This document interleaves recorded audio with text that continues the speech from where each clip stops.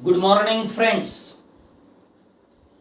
आज आपण integral ट्रान्सफॉर्मच्या lecture number 10 वर आहोत आणि आज नवीन आर्टिकल आपण बघणार आहे. आर्टिकल 13.9 ज्याचं टायटल आहे Laplace transform of 1/t into F of T किंवा in other words division by T. हे आर्टिकल बघणार आहे. याच्यामध्ये एक इम्पॉर्टंट रिझल्ट ज्याच्यावर आपल्याला नंबर ऑफ प्रॉब्लेम्स पुढे घ्यायचे आहेत. काय आहे हो statement? If Laplace F of T which is equal to capital F of s then Laplace 1/t into F of T which is equal to integral S to infinity capital F of s ds. इथे ds आहे. बरेचसे विद्यार्थी हे formula use करत असताना इथं dt लिहितात. Ultimately ते चुकतात आणि म्हणतात की मी बरोबरच केलेलं आहे. असं होता कामा नये. तर हा एक महत्वाचा जो रिझल्ट आहे याच्यावर आपल्याला काही प्रॉब्लेम बघायचे आहेत हे रिझल्ट झाल्यानंतर. सो प्रूफ काय दिलेला आहे आपल्याला? Given that Laplace F of T which is equal to capital F of S. परंतु Laplace F of T by definition आपल्याला काय माहित आहे? Which is equal to integral 0 to infinity e to the power minus S T into F of T D T. Definition of Laplace transform आपल्याला माहित आहे. याला आपण इक्वेशन नंबर 1 म्हणू. या इक्वेशन 1 ला integrating equation 1 within limits from s to infinity with respect to s. इथे सुद्धा विद्यार्थी with respect to s लिहितात आणि with respect to t करतात किंवा with respect to t लिहितात आणि with respect to t करतात, जे की चुकीचं आहे. Comma we have. So integral s to infinity f of s ds which is equal to integral s to infinity in bracket integral 0 to infinity e to the power minus st into f of t dt ब्रॅकेटच्या बाहेर ds. आपण काय केलं? Equation 1 ला दोन्ही साइडला integrate केलं within limits from s to infinity. हे आपण लिमिट्स घेतले आणि ब्रॅकेट मध्ये जे लिहिलेलं आहे हे राइट हँड साइडची टर्म आहे. Integral S to infinity ds integral S to infinity ds असं केलेलं आहे. So which is equal to integral 0 to infinity bracket मध्ये integral S to infinity e to the power minus st f of t ds dt. काय केलं आहे हो नेमकं?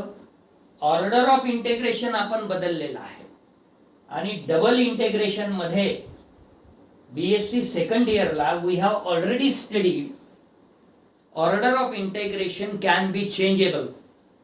इथं काय केलं मग आपण? ds जे होतं विथ रिस्पेक्ट टू ते आधी घेतलं, त्याला जे limits from s to infinity होतं ते त्याच्या सोबत घेतलं आणि dt बाहेर घेतलं दुसऱ्या ऑर्डरवर आणि हे जे होतं ते इकडे घेतलं आणि आपल्याला असं म्हणता येईल order of integration can be changeable.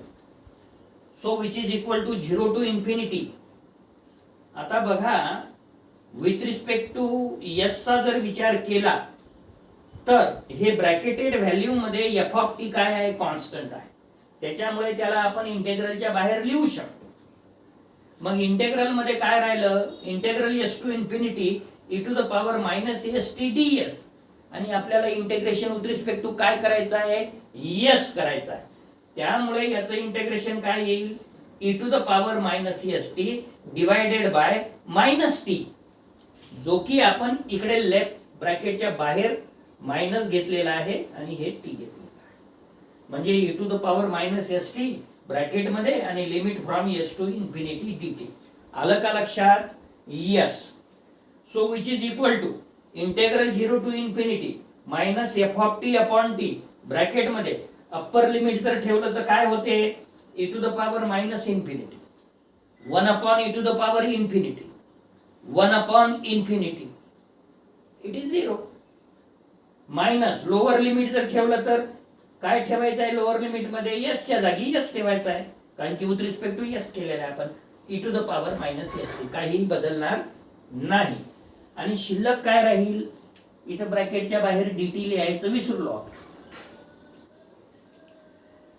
which is equal to integral 0 to infinity e to the power minus st. हा जो मायनस आहे, हा मायनस आणि हा मायनस काय होऊन जाईल? प्लस होऊन जाईल.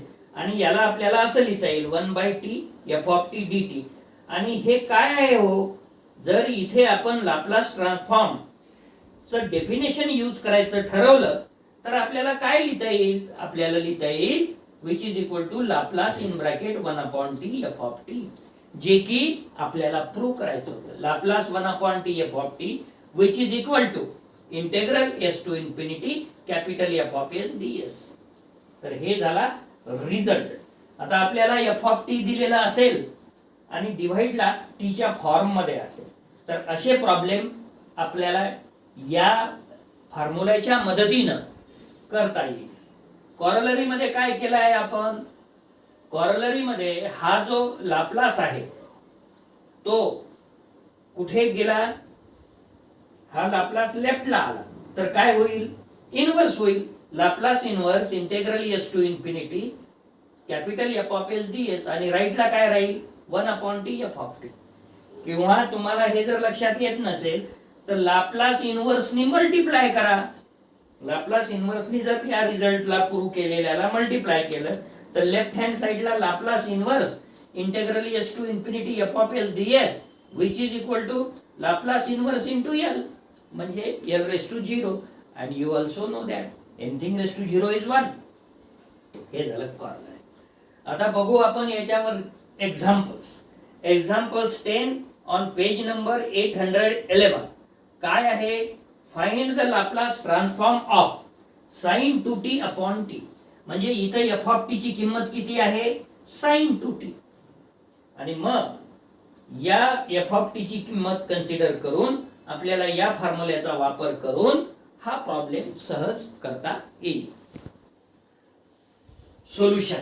given that f of t is equal to sin 2t, to find Laplace sin 2t whole divided by t. मग आता आपल्याला पहिले लाप्लास sin 2t माहित असलं पाहिजे. So we know that Laplace sin 2t which is equal to 2 upon s square plus 2 square or which is equal to 2 upon s square plus 4 and which is equal to capital F of s. काय आहे formula अशा टाइपच्या example साठी? Laplace of 1/t f of t which is equal to integral s to infinity capital f of s ds, जे की just आपण derive केला आहे. f of t ची व्हॅल्यू काय आहे? Hence Laplace sin 2t upon t which is equal to integral s to infinity capital f of s काय आहे? 2 upon s square plus 2 square into ds. आता integral dx upon x square plus a square which is equal to 1 upon a tan inverse x by a, जे की आपण 11th standard पासून या फॉर्म्युल्याचा वापर करत आहे. तर हा आपल्याला माहित असला पाहिजे. तर याचा वापर केल्यानंतर इथे a ची किंमत 2 आहे म्हणून which is equal to हा जो 2 आहे तो आधी लिहिला into 1/2 ब्रॅकेट मध्ये tan इनवर्स x ची किंमत इथे s आहे, s by 2 limits from s to infinity.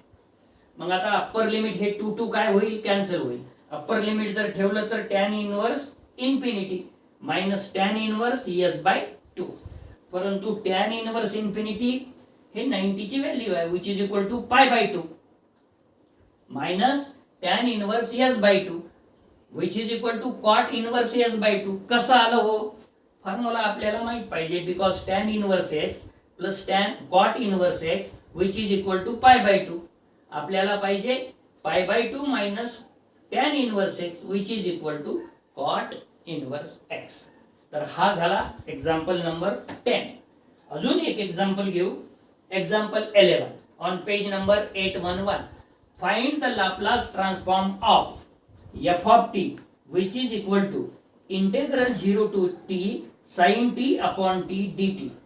हा जो एक्झाम्पल आहे हा थोडासा याच्या आधी जो आपण इंटेग्रल 0 टू टी एक एक्झाम्पल घेतलेला आहे त्या पद्धतीचा आहे. मग त्याच्यामध्ये आपण काय केलं होतं तर त्याच्यामध्ये आपण फाय ऑफ टी लेट ही टर्म कन्सिडर केली होती.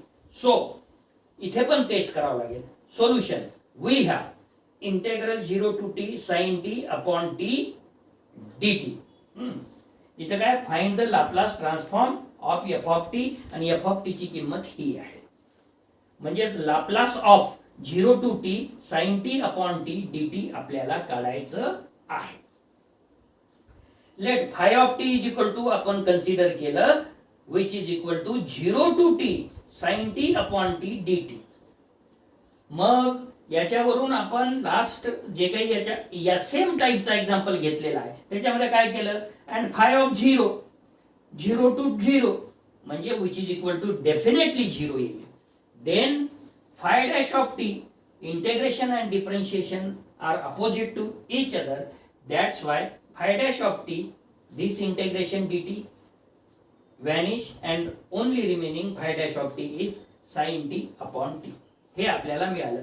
पण अशा टाईपच्या एक्झाम्पल मध्ये आपण एक डेरिव्हेटिव्हचा फॉर्म्युला प्रूव्ह केलेला आहे सिंगल डेरिव्हेटिव्ह आणि nth डेरिव्हेटिव्ह साठी. तर तो इथे यूज करावा लागेल. Because Laplace in bracket phi dash of T which is equal to s Laplace phi of t minus phi of 0.